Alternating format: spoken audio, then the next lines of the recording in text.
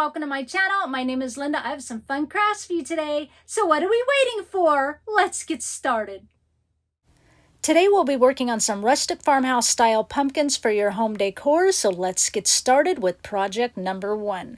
For this project, I found this just beautifully stained coffee burlap bag at a thrift show. I love it. I'm going to be using some of this fabric from Walmart. I'll explain why later. Some of this fabric, I thought it went beautifully with the staining on the burlap bag. And then, of course, I'm going to be using, this is like vintage lace doily I found at garage sale. We're going to be using some of that.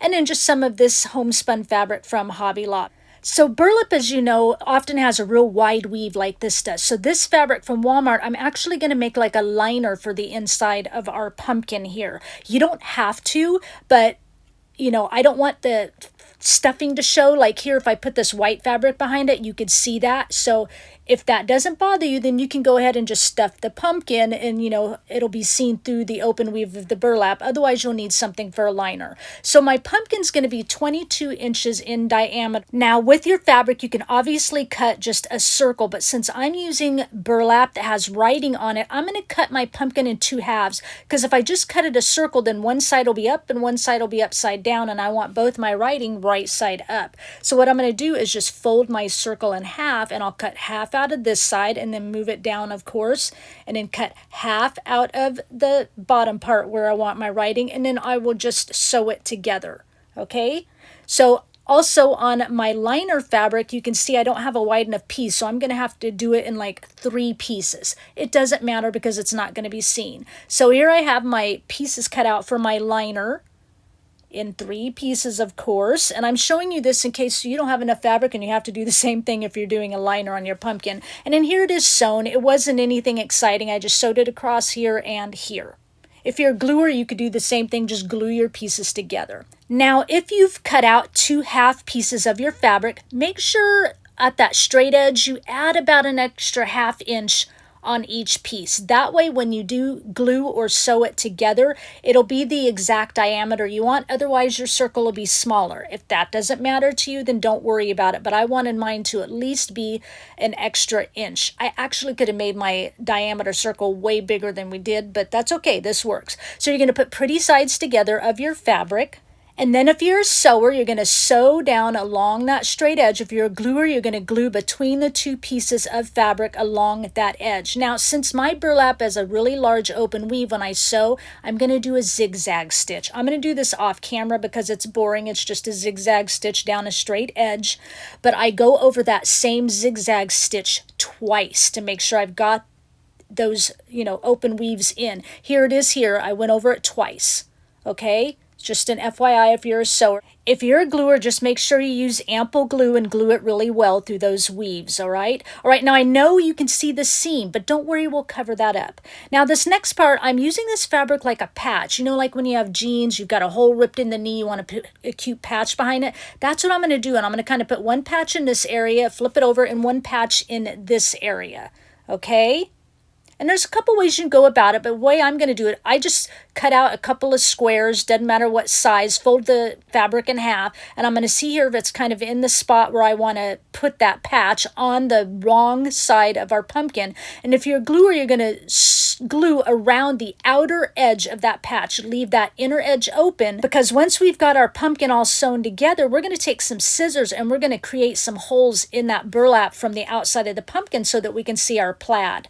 Now, if you're a sewer, of course, you're going to sew around that outer edge as well, leaving the inner portion open. Now, here's where I'm going to add some doilies. So we're looking at this from the right side, the pretty side. So I'm gluing the doily down so they're not loose from the fabric, right? So make sure you glue your doily down if you like this option. And then we're going to flip it over, okay?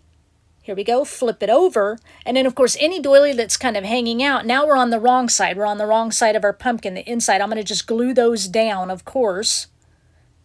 And then, of course, I'll sew around that square patch when I'm all done, all right? Or you'll glue around it if you decided to add that option, okay? All right, I'm going to do the same thing up here. Again, just a whatever size piece of fabric. I fold it in half for a little thickness. Now we're looking at it from the right side up. I know it can be confusing, but glue your doilies down, little doily pieces. And again, you don't even have to add doilies. If it's all too confusing, don't do it. And then flip it over, all right? So now we're looking at the ugly side. Glue whatever doilies you have down, and if you're a gluer, go ahead and glue around the outside of your fabric. Glue all that down. And if you're a sewer, sew around it. I'm actually going to do a zigzag stitch here. I zigzagged once around it, and then as I came back around for the second turn of zigzag, so here's where I think I showed just sewing normally zigzag.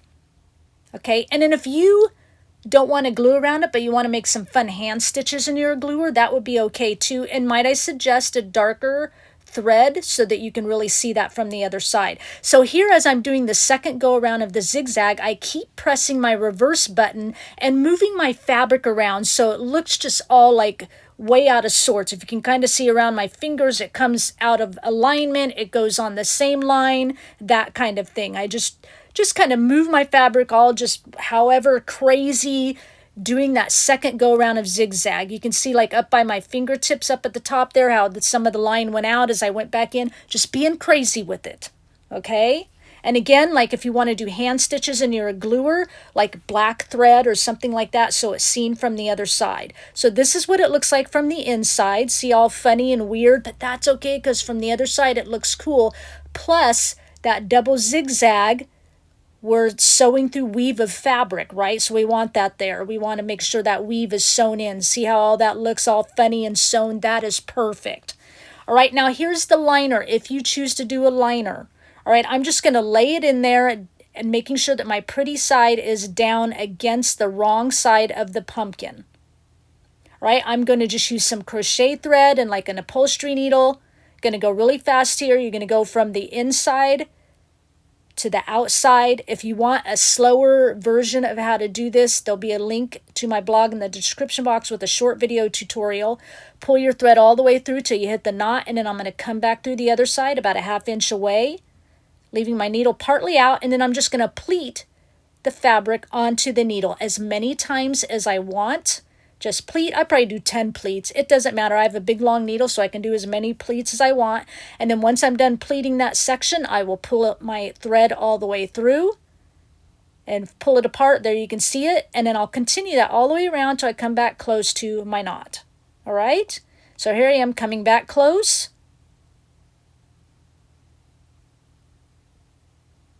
And then I'm going to go ahead and pull my needle through. See, I'm right close to that knot. Pull my needle through.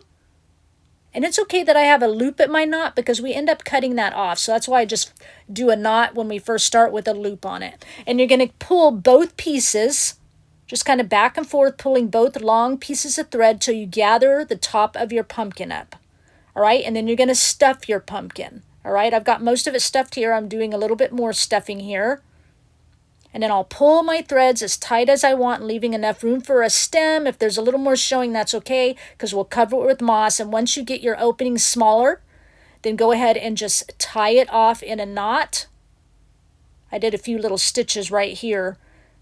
And that burlap edge, don't worry, again, we'll use moss to cover it. So I did a few little stitches already here, and then I'm going to just do a couple more little stitches because we have that big open weave of the burlap, tie a few knots, and cut the excess thread off.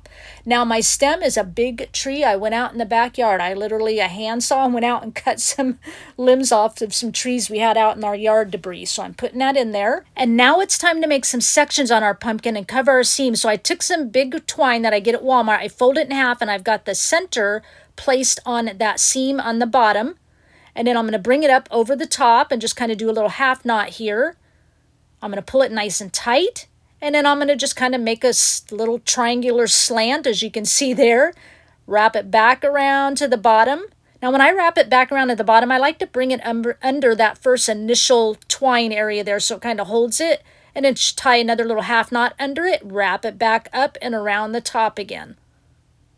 I'm deciding here which way I want to go around the stem. And then I'm just going to tie it in a knot here right next to that stem and tie it off. Just like that. And I do end up cutting off the extra pieces later. Now I'm kind of moving my string because I want to make room there so that you see those little patch fabrics that we did underneath our pumpkin, right? Or the inside of our pumpkin.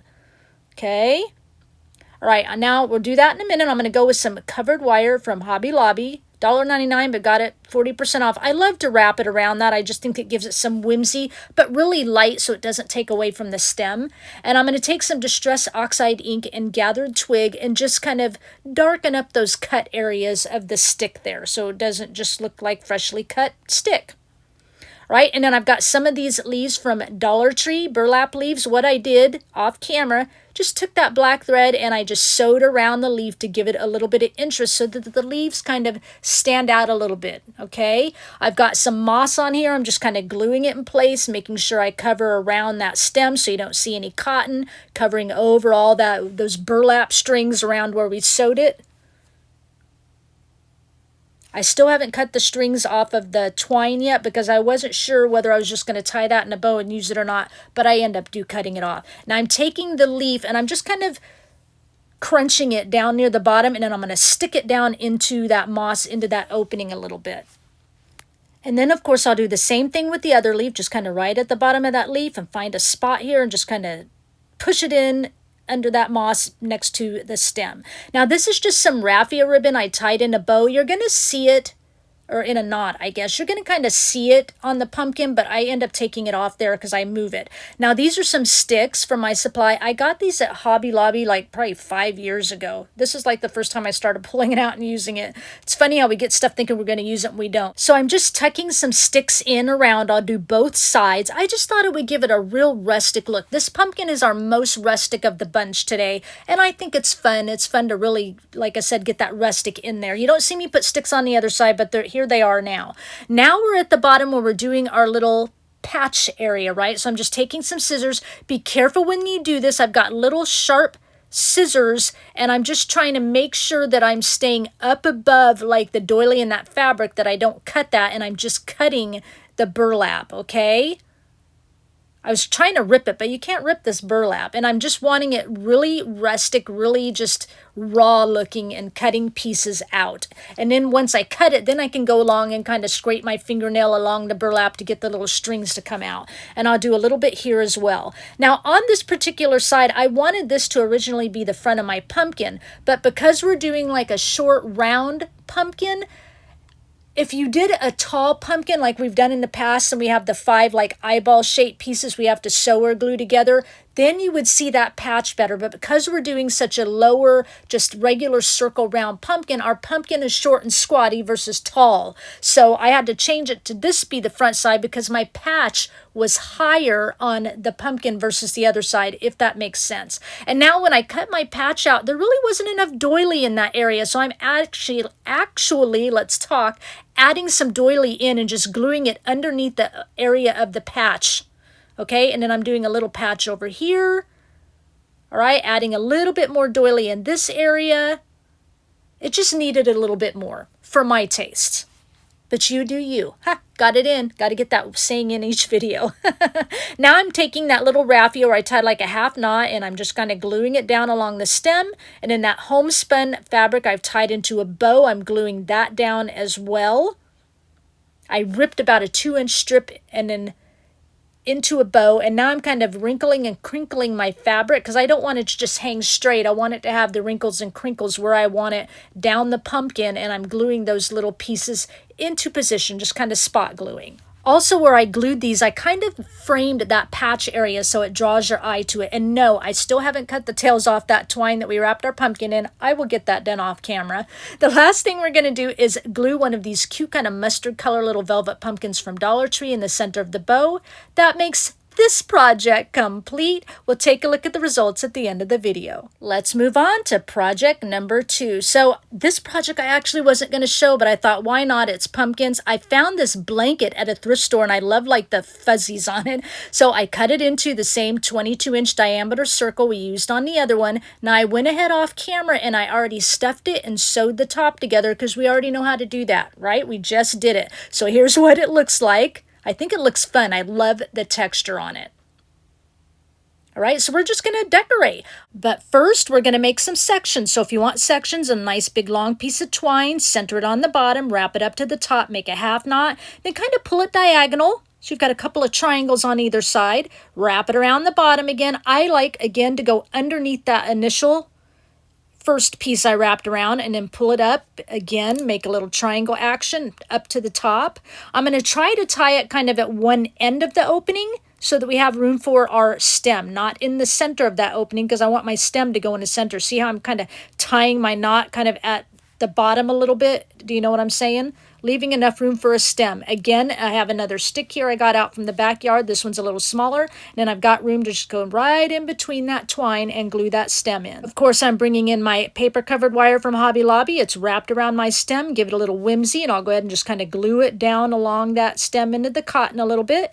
Gonna get some Excelsior. I've already got it kind of on my pumpkin. Saves time. You don't need to see me put it on there, right? But I am gonna kind of glue it into position to hide all those edges, hide the cotton, that kind of thing. Because I couldn't get my pumpkin closed as I wanted on the top. So there's a lot more cotton to view, but that's okay because we will cover it up. Okay, so in this next clip, I didn't put it in originally, but I wanted you to see what I did. I just cut like a 4-inch wide strip of just regular burlap, fabric burlap. And on this first part of the burlap, I just kind of loosely tied a knot here, and I'm going to just tuck it in here. I just want some little poofs at the top. And then the other side, I'm going to kind of tuck like this and just glue it. So I'm going to glue like that little sort of knot in.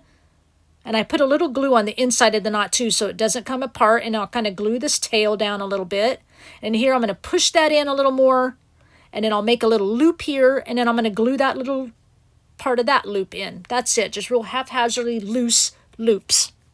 All right, and then I've got some of this. This is like burlap mesh. You can get at Dollar Tree in a bag, like burlap tubing mesh. 2 of them together, just tie a little knot. I'm going to kind of glue it right down next to the stem.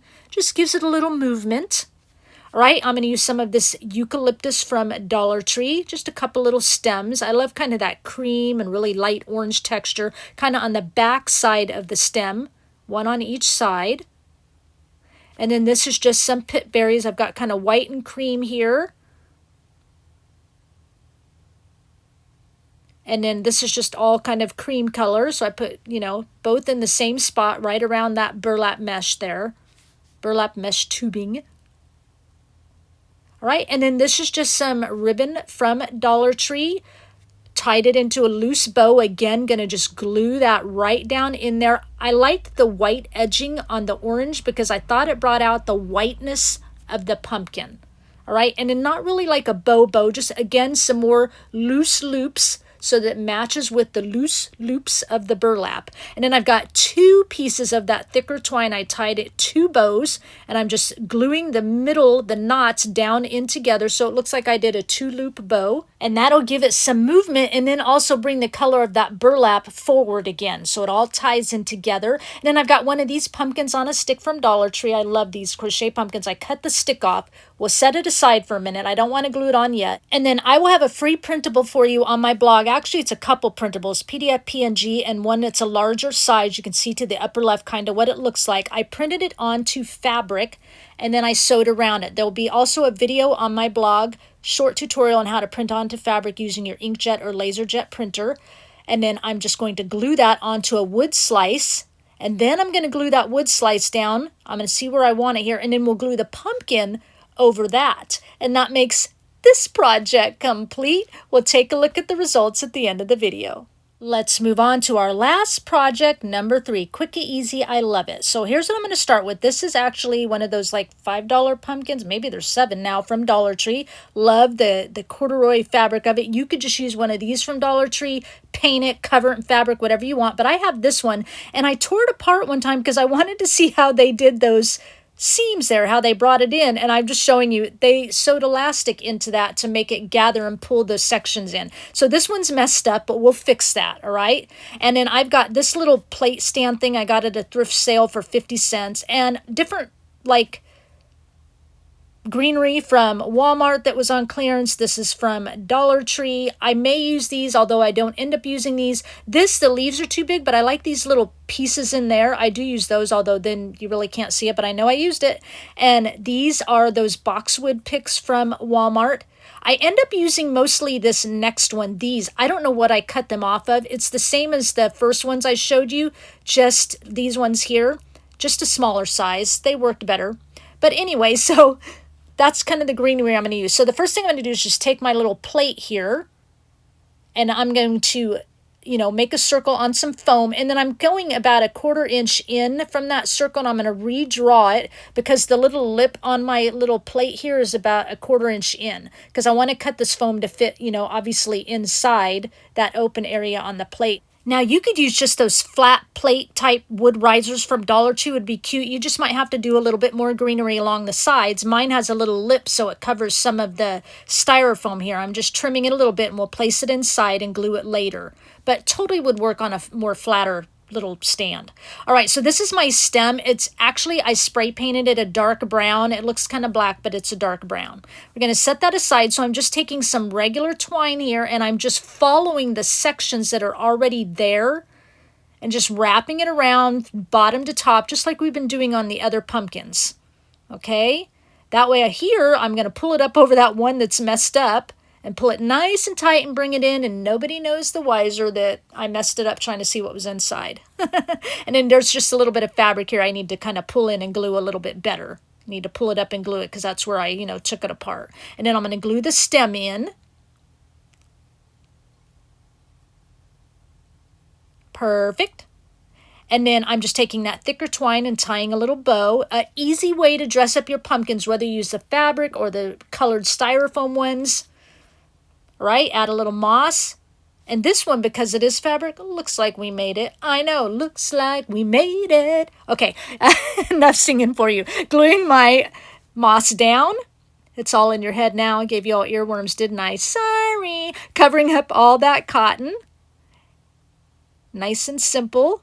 I love moss in like the fall, but then once I'm done with the moss, I'm like, I don't even want to look at any more moss. I've used so much in the fall. Again, here's another of those quotes, those labels. I'll have a free printable for you on my blog. Printed it onto fabric again, link in the description box. I've got some buttons that came from Hobby Lobby. Their buttons are like $1.99 up to about $2.50, depending on the price. If it's under $2, then it's only 99 cents, always. I don't know why. Anyway, got some just black wire you can get an automotive section from a Dollar Tree. Put it through the holes of the button. Curl the ends on the paintbrush handle, and then just kind of wrapping it around so it stays, and that'll be like my thread through the buttons. And then I'm just cutting out a piece of cardstock for behind my tag because the fabric's real flimsy, and then I'll just off camera sew around it. Now this is just some pitberry, jewel type stems. I picked it because I thought it matched nice with the pumpkin, as well as the little green beads on it will match with the greenery around the bottom of the pumpkin. And I got that at like Goodwill years ago for a couple dollars for a bunch of it. Now my tag's all sewn, and I'm just taking ink that's on my ink dauber. I didn't use anything special. Inked around the tag a little bit, and now I'm gluing that tag on, and then I'll glue the little twine bow on, and then I'll glue our cute little curly wire button on. That makes our pumpkin complete. And now we're going to go ahead and glue the styrofoam into the bottom of my little dish. And then we'll start going with the greenery. Here I'm just looking to make sure it's going to look good underneath my pumpkin and everything. I'll change the view in just a minute. And I'm shoving one piece into the styrofoam just to see. And then I'm going to go ahead and glue my pumpkin down first. And my main goal when I first start out, why I did those first, is because I wanted to make sure the pumpkin would sit on them okay. But I want to get my greenery into the styrofoam in the recessed areas of where those segments of the pumpkin are first, again, to make sure that my pumpkin is going to sit on them properly and hold up okay with the glue, and it does. And then once I get those into those areas, then I'll start just adding the greenery around the other areas of the styrofoam, adding in, different kinds, like this is that box stuff from Walmart, that kind of thing. And I'm having to use a skewer on these because they don't have that stiff wire on them, because I cut them off or took them off or whatever I took them off of that I can't remember. When I was pulling on my greenery out, I was like, hey, I didn't know I had these, one of those things. But these were perfect because they were smaller and it worked nicer. So once I get those in where I want them, I love how this turned out. That makes this project complete.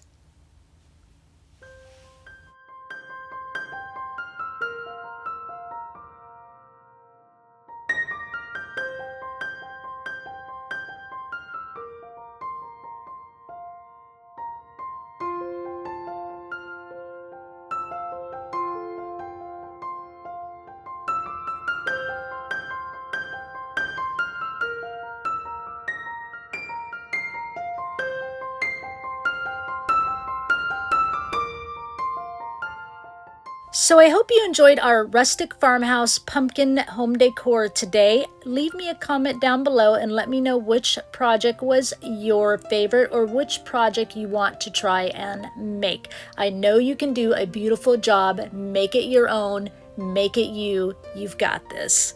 Please give this video a thumbs up. And if you walked in here for the first time, you're just checking things out, you're digging what you saw, make sure before you click off, you hit that subscribe button and notification bell so you don't miss out on another video from me. Now, before I go, I'm going to leave you with one final thought. The enemy loves to keep our thoughts on fear and helplessness as he tries his best to derail our faith during tough times. Despite our efforts, these type of thoughts can lead us in the downward spiral of being pulled under as we struggle to keep our head above the quicksand of life. In situations like this, we may feel frightened, and that's when the enemy makes the mud feel tighter around our waist, trying to keep us down in the mire and muck with no hope of ever getting out. The enemy will try and infuse our minds during the battle we face with thoughts like, "There's no way out," or "I feel alone and scared."